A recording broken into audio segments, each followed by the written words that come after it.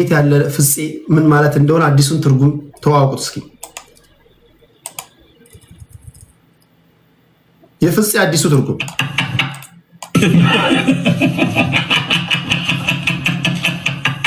ሰፈር አንድ ቅባት አለ። እንደዚህ ዞር ብዬ ስመለስ ነው በአንድ የግራውንድ ፕላትፎርም ገንብቶ ሬንጅ ሮቨር የነዳው እና ፍፄ ይለኛል። ተንታቶበት ነው ብዬ አንድ ሁለት ቀን አቤት አልኩት። ከዛ ፍፄ ይለኛል በሶስተኛውም ቀን ኧረ እኔ ስሜ ስለው አይ አውቃለሁ ብሎ 1000 ገጭ አደረገኝ። እንዴት ስለው ቃል እንደውም አውቃለሁ እባክህ አለኝ። አይ 1000 ብር ከሰጠ እንኳን ስሜ ሰፈሬን እለውጣለሁ ብዬ ዝም አልኩ።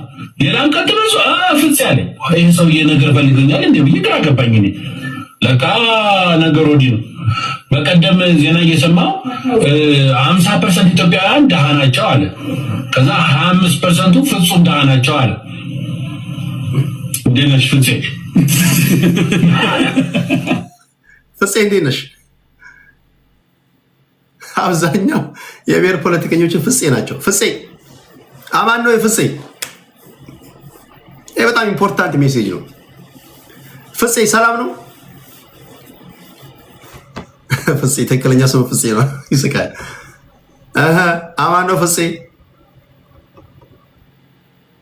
ፍጹም ደሃ ማለት ነው።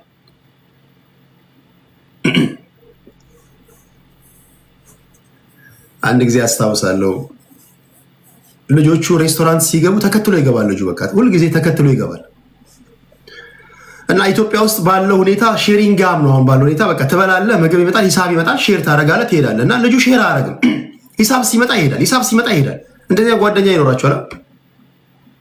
ሲሰነዝር አንደኛ ነው ሂሳብ ላይ በቃ ወይ ስልክ ይነካል ወይ መጸዳጃ ቤት ይቆያል ምናምን። በጣም መራቸውና አንድ ቀን ምግብ በልተው ሂሳብ መጣ። ሂሳብ እየተከፋፈሉ እያለ ይሄ ጓደኛቸው እዛ ሻወር መታጠቢያ ጋጁን የታጠበ ቆየባቸውና ቆይ የሱን እንጠብቅ ምናምን አለ አንደኛው። ማን ነው የሱን የምንጠብቀው ምናምን አለ ሌላኛው። አይ የታጠበ ነው ቆይምታ እሱ እኮ አይከፍል እሱ እኮ መንጌ ነው አለ። መንጌ ነው ከተባላችሁ በነገራችን ላይ እኔ በጣም ምፈራው ከሰው ጋር ስቀመጥ በተቻለ መጠን የእናንተም እንዳልፍብኝ የኔም እንዳልፍባችሁ። የኛ ሰው ሲያማ በተለይ ብዙ ጊዜ እኔ ይለፍብኝ እኔ የራሴ ላፊ ይሄድ እንጂ በፍጹም በጣም የሚያስፈራኝ ነገር ከሄዳችሁ በኋላ ስለ እናንተ ሰዎች የሚሉት ነገር እንዲህ አይነት ነገር የሚያሳቅቃችሁ የላችሁ። እና መንጌ ማለት በቃ መንጋጋውን ብቻ ነው ይዞ ይመጣው ልጁ ምንም አዋጣም። በቃ መንጌ እሱ መንጌ ነው ካሏቸው አንድ ሰው በነገር ላይ መንጌ ምናምን ሲሉ ወዬ ምናምን በላ አንተ አልገባህም። መንጌ ከተባለ ምንም ነገር ላይ በቃ ምግብ ላይ ተበላ መንጋጋን ብቻ ነው ይዘህ የምትመጣው። ገንዘብ አታዋጣም። በቃ ሳንቴ የለህም። በቃ አንተ ሆዳም ነህ ማለት ነው። እና አንዱ በቃ መንጌ ምናምን ሲሉት እሱ ከመንግስቱ ኃይለማርያም ጋር እያነጻጸሩት ምናምን መስሎት እኔ እኮ ቆፍጣና ስለሆንኩኝ እኮ ከመንጌ ጋር እያነጻጸሩ ነው ይላል። ኖ እንደዛ ማለታቸው አይደለም። የከተማ ልጆች መንጌ ነው እኮ እሱ ምናምን መንጌ ናት ምናምን ከተባለ በቃ መንጋጋህን ብቻ ነው ከቤት ይዘህ የምትወጣው። በቃ ምንም የምታዋጣው ነገር የለም። በቃ ትበላለህ፣ ሂሳብ ላይ ትጠፋለህ። በቃ የምታዋጣው እሱን ብቻ ነው ማለታቸው ነው። በአዲሱ ደግሞ ትርጉም ፍፄ ነህ ከተባለ ፍጹም ደሃ ነህ ማለት ነው። አይ ዶንት ኖ ምን ያህል ፍፄዎች እንዳሉ አላውቅም። አማን ነው ፍፄ። ድህነት በጣም መጥፎ ነገር ነው። ድህነት በጣም መጥፎ ነገር ነው። እጅግ በጣም ሀብታም ሆነው የብሔር ፖለቲካ ውስጥ የገቡ ሰዎችን ታውቃላችሁ? በጣም ሀብታም ሆነው አስመጭና ላኪ በጣም ቢዝነስ ምናምን የሚሰሩ ሰዎች የሚያገለባብጡ ምናምን ኦሮሞ፣ አማራ፣ ትግሬ ምናምን ሲሉ ሰምታችሁ ታውቃላችሁ? ኦፒኒየን ሊደሮችን አይደለም ወይም ደግሞ በብሔር ፖለቲከኞቹ ተንጠላጥለው ገንዘብ ለማካበት የሚጥሩትን ማለት አይደለም። እነሱማ ቢዝነስ ነው የሚሰሩት። ጠዋት ማታ እር እያሉ የሚጮሁ ሁሉ ፍፄዎች ናቸው። ምን ቢሽሞነሞን ምን ቢቀባባ ምን አለባበሱ ቢያምር ዲፕ ዳውን ፍፄ ነው። ለምን ድህነት ያስጮዋል? በቃ ለምን ሀብታም ጊዜ የለውም። ማይ ፍሬንድ ጊዜ የለውም። ሀብታም እንደዚህ ኦሮሞ፣ አማራ ምናምን እያለ ያውልልን። ቢኮዝ ኢንታየር ሀገሪቷ ሰላም እንድትሆንለት ነው የሚፈልገው። ከሞያሌ መቀሌ፣ ከመቀሌ ሞያሌ፣ ከአዲስ አበባ ባህር ዳር እየተዘዋወረ መስራት ነው የሚፈልገው። ልጆቹ ሰላማዊ ኢንቫይሮንመንት እንዲኖራቸው ነው የሚፈልገው። ጦርነት ማውራት አይፈልግም። ጊዜ የለውም። ማገለባበጥ ይፈልጋል። ያንተን ጩኸት መስማት አይፈልግም። ደውለለት እንኳን የሚያናግር ሰዓት የለውም። ቢዝነስ ዶላር ምን ያህል ገባ? ምን ያህል ዶላር አለ? ይሄ ነገር እንደ ገባ ምናምን እዚህ ጋር ቤት እየተሸጠ ነው የተለወጠ ነው ኦኬ መሬት ልግዛ ምናምን እንፍጼሳ እነፍጼ አብዛኞቹ 98% ፍጼ ናቸው። ፍጼ እንጂ አታያቸው በፍጹም አታያቸው። ከገቡ ምናልባት ከገቡ ወይ ነገ የሚደረግ ፖለቲካዊ ውይይት ለመስማት መኪና ውስጥ ሆነው ምናምን ማን ምን ይላል የሚለው ሰምተው ላሽ ይላሉ፣ በቃ ፈድ ይላሉ። ወይም ደግሞ በሀገራዊ ጉዳይ ላይ ሀሳብ ለመስጠት ይመጣሉ፣ ሀሳብ ይሰጣሉ፣ ምናምን ይሄዳሉ። በሀገራዊ ጉዳይ ላይ ይሳተፋሉ። በነገራችን ላይ ብዙ ሀብታሞች እንደዚህ በሀገራዊ ጉዳይ ላይ ሀሳብ ይሰጣሉ። በፍጹም አትዋቸውም። ምናልባት አእምሮ ላይ ብሎን የታሰረ አንድ ሁለት ካላገኘ በስተቀር እጅግ ሀብታሙ ነው። ይሄ ኢኮኖሚካሊ አክቲቭ ምናምን ይሄ እንኳን የብሔር ፖለቲካ ውስጥ ሊገባ 24 ሰዓቱ አይበቃውም። ውሸቴ ነው። ግን ኤክሰፕሽናል አሉ። የብሔር ፖለቲካ እያራመዱ የቢዝነሳቸው ይሆናል። ቢዝነሳቸው ይሆኑትን አይመለከትም። ምክንያቱም አክቹዋል ቢዝነሳቸው ብሔሩ ነው። በብሔሩ ስም ገንዘብ ይሰበስባሉ፣ መጽሐፍ ያሳትማሉ፣ ይሸጣሉ፣ ይቸበችባሉ፣ ቱር ያደርጋሉ። እሱ ቢዝነሳቸው ነው። እነሱ ማለት አይደለም። ከታች ያሉትን እነ ፍጼ ነው አብዛኞቹ የሚጮት ቤት ከፍተው እዚህ ጋር እንደ አማራ፣ እንደ ኦሮሞ፣ እንደ ትግሬ፣ እንደ ስልጤ ምናምን ፍጼ ሆኖ ነው። ለነዚህ መፍትሄው ከድህነት ማምለጥ ነው። ከድህነት ሲያመልጡ ዞር ብሎ አያዩ። መራር ሀቅ ነው። በየትኛው መድረክ አገኘኝ እንዋይ አሳምናለሁ። ማይ ፍሬንድ ሳትከራከር እመን። ድህነት ያስቸዋል። በህይወታቸው ተስፋ ሲኖራቸው ራሱ የምትናገሩት ንግግር ራሱ ይለያል። በነገራችን አሁን ለምሳሌ ማይ ፍሬንድ አሁን አንተ ዝም ብለው በአካውንት ትንሽ እንደው ለልጆች የምታወርሰው ደህና ብር ቢኖር እኮ አንተ ጭንቀትህ ይሄን ገንዘብ እንዴት መልቲፕላይ አድርገህ ልጆች ሰላማዊ ኢንቫይሮንመንት ላይ እንደሚኖሩ ነው እንጂ የምታስበው እኮ እንጂ ይውደም ይፋፋም አትልም። ይውደም ይፋፋም ካልክማ እኮ ብዙ ነገር ይበላሻል። የልሰራ ነው ችግር ነው። ችግርተኞች ናቸው። ቂጡን የተመጣ ቦዘኔ ጠዋት ማታ ይጇል።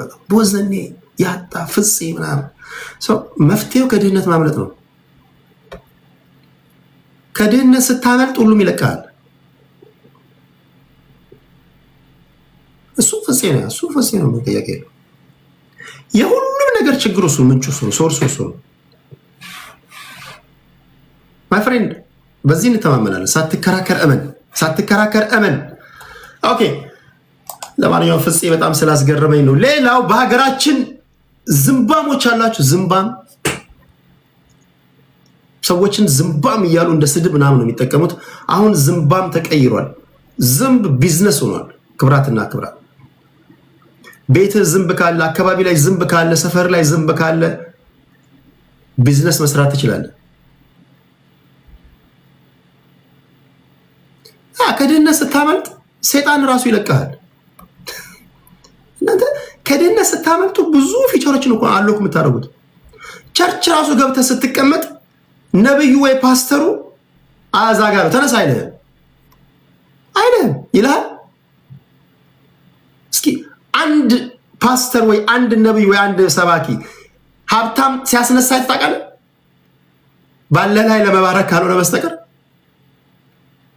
ሲያስነሳ አይታችሁ ታውቃላችሁ?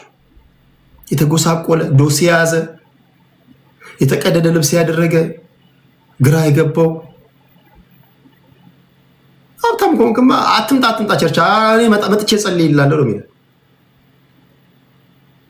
ከሀብታም ላይ ሰይጣን ሲወጣ አይታችሁ ታውቃላችሁ? ከሀብታም ላይ ሰይጣን ሲወጣ አይታችሁ ታውቃላችሁ?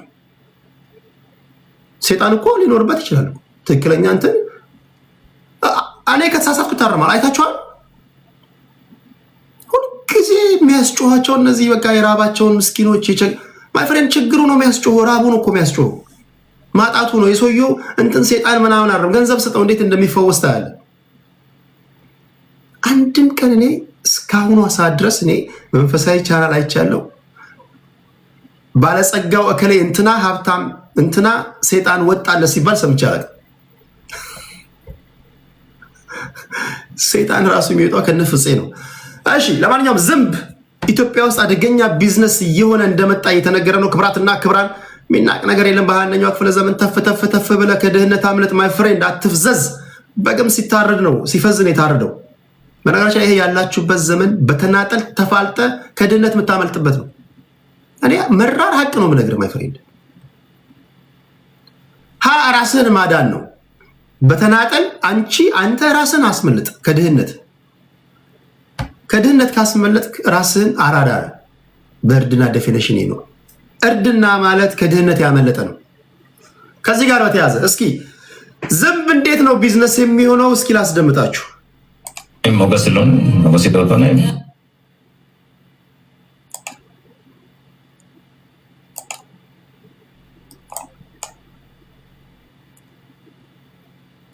ሞገስሎን ሞገስ ይደውተነ ሪሰርቸር ነኝ።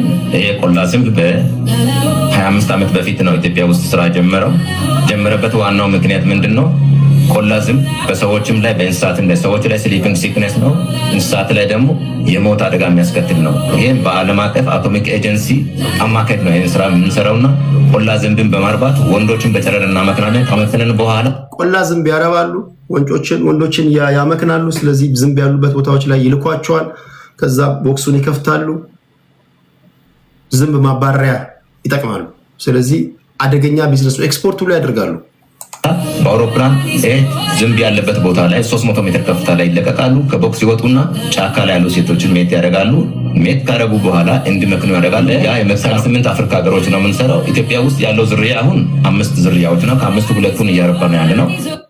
አይ ዶንት ኖ ኢትዮጵያ ውስጥ 5 አይነት የዝንብ ዝርያዎች አሉ። ከ5ቱ 2ቱን ነው እያረቡ ያሉት። በተለይ በጣም አሪፍ ቢዝነስ ነው። ገንዘብ ይዛችሁ ብዙ አብዛኛው ኢትዮጵያዊ ገንዘብ አለው፣ ግን ምን ልስራ እያለ የተቀመጣለ ዝንብ አርባ። እነዚህ ሰዎች ምክር ሀሳብ ጠይቅና ዝንብ አርባ ማይ ፍሬንድ። ገንዘብን ይዛ ታስቀምጥ፣ ባንክ እያስቀመጥክ ምናምን። በአኒማል ሄልዝ ኢንስቲትዩት በሚኒስትር ኦፍ አግሪካልቸር እየሰራ ነው ያለ ነው ስራ ስለሆነ ይሄ ለብዙ አፍሪካኖች አንዱ በስራ ሁለተኛው ደግሞ እነዚህ እንቁላሎችን ወደ ውጭ በመሸጥ ዝንቦች ኢትዮጵያ ውስጥ ካሉ 5 ዝርያዎች እንቁላላቸው ራሱ ወደ ውጭ ኤክስፖርት ይደረጋል። በላስቲክ እየከተትክ ምናምን አትግደል፣ ትገዛላችሁ ምናምን አይታወቅም። አትፍዘዝ፣ እየነገርኩ ነው። 2ቱን እያረባ ነው ያለው። አንደኛው ስሊፒንግ ሲክነስ እንዴት እንደሚተላ ሰውን እንዴት እንደሚጎዳ፣ ላይቭስቶክን ደግሞ እንስሳትን እንዴት እንደሚጎዳ በምርምር ደረጃ ከዚህ በፊት በመድኃኒት ተሞክሯል። ግን አሁን በዚህ ደረጃ ቀላሉ ዘ ኢዘስት ዋይ ይሄ ስለሆነ ይሄን እየሞከርን እንገኛለን። ያ ዝንብ ያረባሉ። በነገራችን ላይ ይሄ አንዴ እኔ ኢትዮጵያ ያለውኝ ፕሮግራም ሰርቻለሁ። ወደ ዝንብ ማምረቻ አለ፣ ወደ ዝዋይ ቡታጅራ አካባቢ። ልክ ነኝ? ዝንብ ማምረቻ አለ ቡታጅራ አካባቢ። ዝዋይ ነው ወደ ወልቂጤ። ልክ ነኝ? የዝንቦች ጉዳይ በዚህ ደረጃ ነው የደረሰው። ከሰሞኑ በሶሻል ሚዲያ ዛሬ መነጋገሪያ የሆነ ሰው ነው። ይሄ ከኢብራሂም ትራውሬ አጠገብ የምታዩት ኢትዮጵያዊ ሰው ነው። ኢንጂነር ነው። ቡርኪና ፋሶ ውስጥ የሳተላይት ማምረቻ ፋብሪካ ሊገነቡ ነው። አይ ቲንክ መንሱር ጀማር ለዚሁን እንደሄደው። መንሱር እኮ በጣም ብልጥ ሰው ነው ታውቃላችሁ። አይነግረንም እንደዚህ አይነት ነገር። ለማንኛውም ስለዚህ ታዋቂ ሰው ለመናገር ያህል ታዋቂ ኢትዮጵያዊ የቴክኖሎጂ ባለሙያና የስራ ፈጣሪ ኢንጂነር ቢጃይ ናይኪር ይባላሉ። አፍሪካ ራሷን ሳተላይቶች የምታመርትበትን ግዙፍ የቴክኖሎጂ ማዕከል በቡርኪና ፋሶ ለማቋቋም ከስምምነት ላይ መድረሳቸውን በይፋ አስታውቋል። ኢንጂነሩ ለስፑትኒክ አፍሪካ እንደገለጹት ይህንን ታሪካዊ ፕሮጀክት ለማድረግ ከቡርኪና ፋሶ መንግስት ጋር የመግባቢያ ስምምነት ተፈራርመው ወደ ግንባታው ምዕራፍ ተሸጋግረዋል። የሳተላይት ማምረቻ መርሃ ግብር በቡርኪና ፋሶ የሚገኝ የኢንዱስትሪ ፓርክ ውስጥ የሚተገበር ሲሆን የአገሪቱ ትልቅ ቴክኖሎጂ ማዕከል ሆኖ እንደሚያገለግል ይጠበቃል። ኢንጂነር ቢጃይ እንደ አንድ የፓን አፍሪካኒስት ፕሬዚዳንት ኢብራሂም ትራውሬን እና የቡርኪና ፋሶን ታላቅ ራዕይ በመደገፍ በአገሪቷ ላይ በአህጉራዊ አሻራቸውን ለማሳረፍ ስራውን ጀምረዋል። ይህ ፈርቀዳጅ የተነሳሽነት በአፍሪካ በጠፈር ሳይንስና በቴክኖሎጂ ዘርፍ አፍሪካ ያላትን ጥገኝነት በመቀነስ የራሷን የመረጃና የኮሚኒኬሽን መሰረተ ልማት እንድትገነባ ትልቅ በር ይከፍታል ተብሏል። ኢትዮጵያዊ ሰው ናቸው። ወደኛም ይጎብኙን ፕሊስ ፕሊስ ፕሊስ ፕሊስ ፕሊስ። ምሁራኖች ወደ ኢትዮጵያ ኑና ያላችሁን መዋለ ንዋያችሁን አፍስሱ። ኢትዮጵያ አፍሪካ ምና ያልተበላባት ናት። አሁን ቀጣዩ ጊዜ ወደ አፍሪካ ነው ባለሀብቶች ምዕራባውያን ሁሉም አይናቸውን እየተከሉ ያሉት መጪው ጊዜ አስፈሪ ነው። በነገራችን ላይ መጪው ጊዜ the next 3-4 years በጣም ቬሪ dangerous